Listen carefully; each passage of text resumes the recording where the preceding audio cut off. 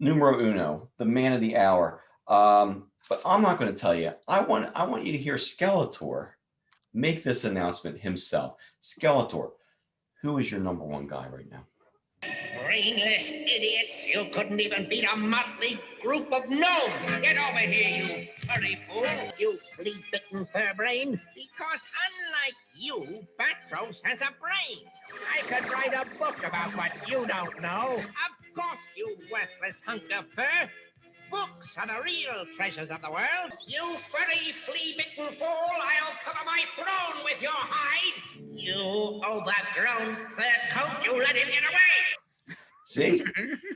And that's how he treated his best friend. That was his best friend. And imagine how he treats his enemies. So yeah, number one's gotta be Beastman. I don't care who you like. I don't care who your favorite character is. Beastman is his number one guy. Beastman is always by his side. Why he sticks around with Skeletor is beyond me. But he does. And he's got a whip. And that whip was pretty cool back in the day. He's one of the first group. I remember going into Clover over in Westmont and in New Jersey and seeing the first series come out. And it was him and Merman. And Trapjaw and Triclops, those guys came a little later, of course. But this was the OG right here. This was one of the first guys I got. Tell me about Beastman.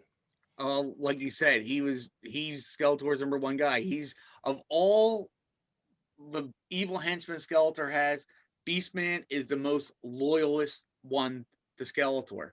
Even though at times he doesn't do everything right, but Skeletor knows Beastman's there and will never turn his back on him. That is true.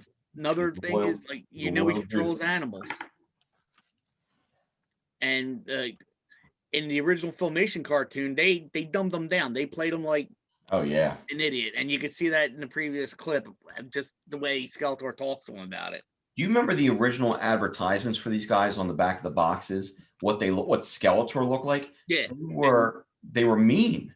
Like He-Man, it was more of a Conan Barbarian type thing. Beastman looked rough, man. Then the cartoon came out and they had to change it around for kids.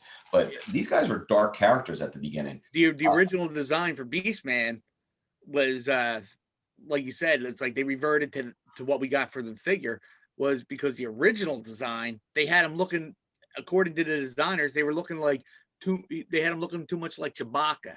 And they didn't want to just piggyback on Star Wars. I don't want to steal Chewbacca. That's true. There's no competing with that Wookiee.